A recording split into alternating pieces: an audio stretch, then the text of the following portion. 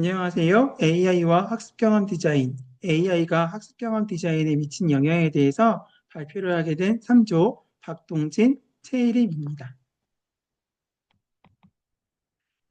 먼저 저는 AI 시대 교실의 배움이 어떠한 방향으로 변화하고 있는지 함께 말씀드리고자 합니다. 그리고 이러한 변화 속에서 핵심이 되고 있는 학습 경험 디자인이 무엇인지, 왜 중요한지 설명드리도록 하겠습니다. 제가 맡은 발표는 세 가지 흐름으로 진행됩니다. 첫째, 현재 학습 환경을 살펴보고 AI 시대의 교실이 어떤 방향으로 변화해야 하는지 생각해 보겠습니다. 둘째, 학습 경험 디자인이라는 개념을 명확히 이해해 보겠습니다. 셋째, 학습 경험 디자인의 핵심 철학인 인간 중심 디자인과의 관계를 말씀드리도록 하겠습니다. 우리는 지금 디지털 환경의 확장 속에 살고 있습니다. 학습자는 어디서든 정보를 찾을 수 있고 AI는 정답을 빠르게 제시해 줍니다. 이제 교육은 그저 지식을 전달받는 것이 아니라 학습자가 스스로 의미를 구성하고 문제를 해결하는 경험을 설계하는 일로 변화하고 있습니다. 하지만 이러한 환경 변화 속에 새로운 문제가 나타났습니다. AI 기반 튜터와 학습 도구의 도입으로 정답률과 점수는 상승할 수 있지만 학습자의 정서적인 몰입, 지속적인 참여, 실제 맥락 속 적용 능력은 여전히 부족합니다. 많은 아이들이 이렇게 말합니다. AI 퀴즈는 잘하지만 배움의 의미는 금방 잊어요. 즉, 지식은 늘어도 이해, 적용, 전이로 이어지지 않는 학습이 되고 있는 것입니다. 따라서 이제 교실의 학습 경험은 단순한 정보 전달을 넘어서 학습자에게 의미 있는 경험이 되어야 합니다. 이 문제를 해결하기 위해 AI 시대의 교육은 다음 세 가지 방향으로 재설계되어야 합니다. 첫 번째, 단기 성취에서 의미 있는 학습으로 정답을 맞추는 수준을 넘어 학습자가 개념을 스스로 구조화하고 문제 상황에 적용할 수 있도록 경험을 설계해야 합니다.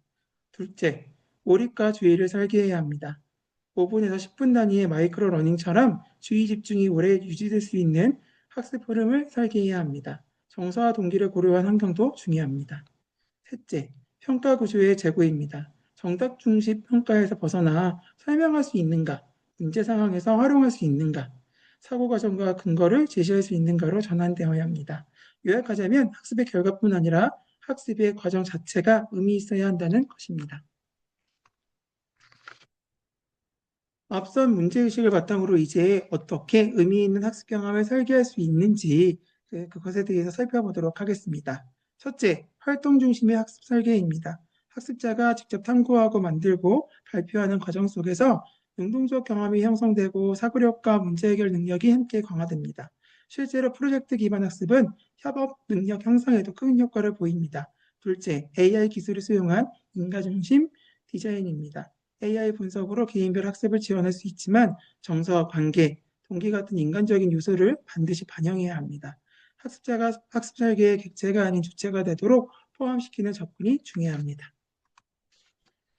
학습 경험 디자인은 학습자가 목표와 성장을 달성할 수 있도록 학습 경험 전체를 설계하는 과정입니다. 이는 세 가지 관점으로 구성됩니다.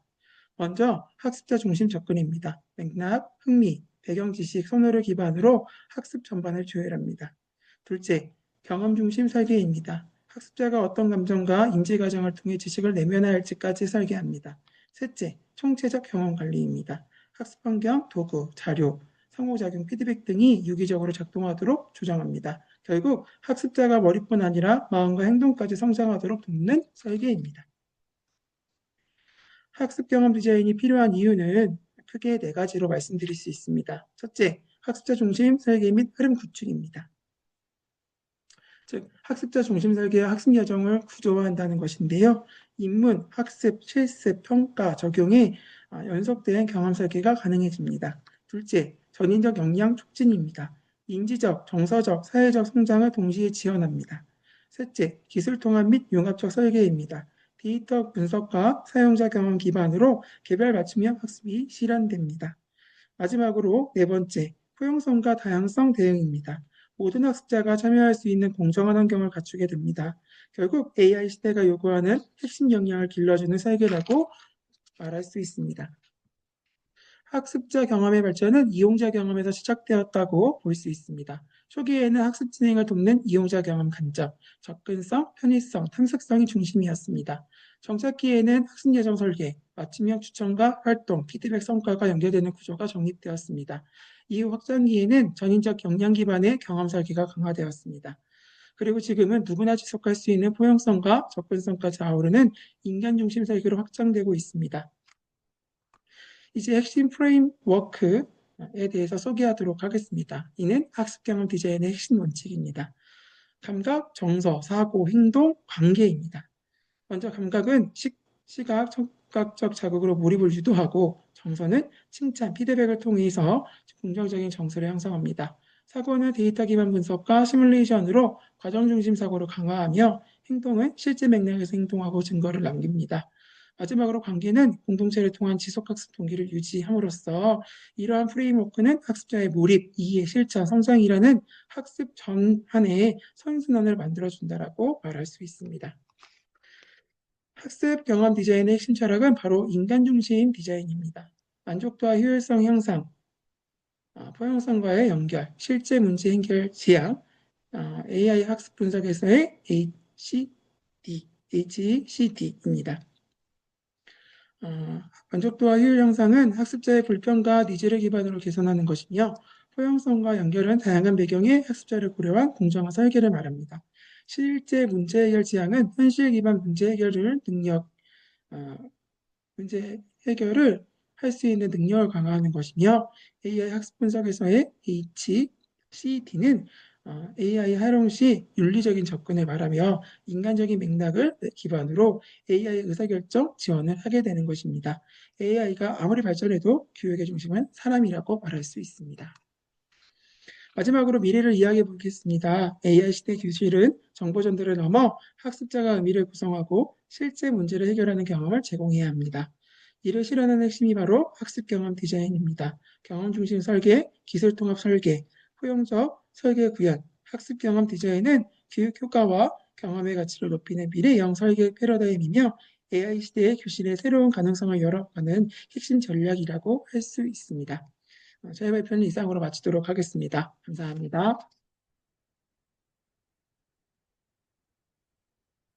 네, 지금부터는 AI와 학습 경험 디자인 현장 적용 사례에 대해 말씀드리겠습니다.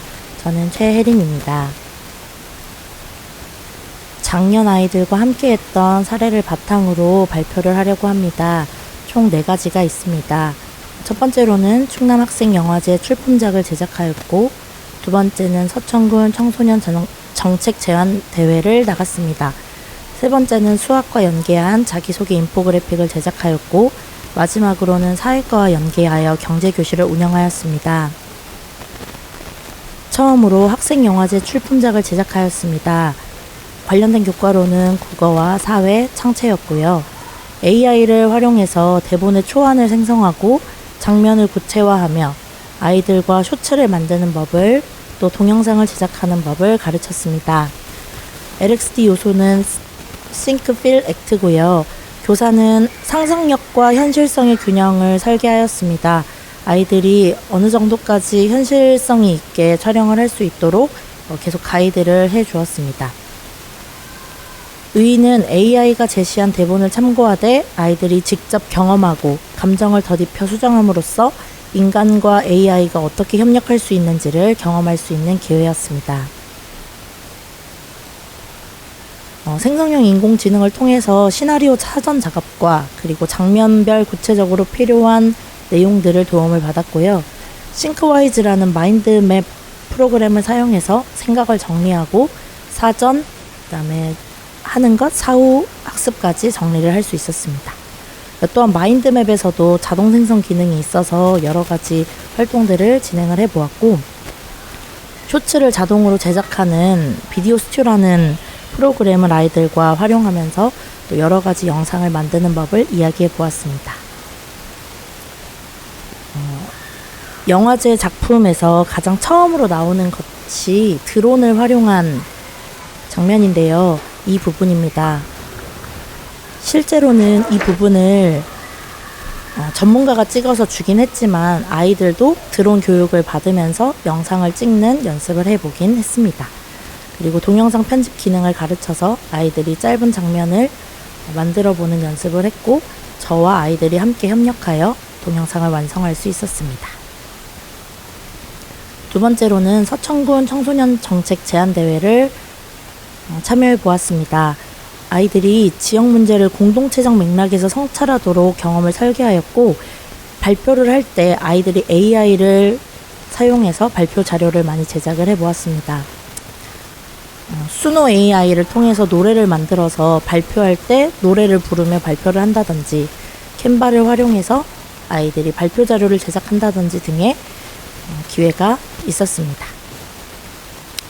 다음으로는 수학과와 관련한 자기소개 인포그래픽 만들기를 실행하였습니다. 아이들이 자기를 성찰하고 데이터로 표현하는 과정을 교사가 돕고 AI가 표현하게 해주었습니다. 그래서 수학 데이터를 배운 것을 바탕으로 그래프를 만들어 보았고요. 그 그래프들을 여러 가지로 모아서 자기소개를 해보았습니다. 중간에 캐릭터를 생성하는 방법도 알려주어서 아이들이 더 즐겁게 참여할 수 있었고, 만화 제작 프로그램으로 투닝을 활용했습니다. 음악 감상 수업도 함께 하면서 아이들의 감성을 키우는 수업도 함께 진행하였습니다. 마지막으로 경제교실을 운영하였습니다. AI를 활용해서 사업 운영 계획안도 작성하고 포스터 홍보자료 제작하고 손익분기를 계산하면서 아이들이 즐겁게 경제교실을 운영했는데요. 교사는 아이들의 참여도를 확인하고, 그리고 아이들이 조금 미진한 부분을 피드백해주면서 진행할 수 있도록 도와주었습니다.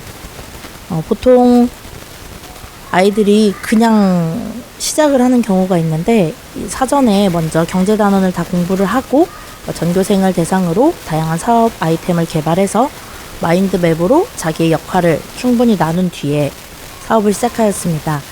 운영에 필요한 자료들, 포스터, 장부, 스티커, 이런 것들을 직접 제작을 하고, 손익분기 계산하는 것들은 제가 도움을 좀 주어서 아이들과 함께 해보았습니다.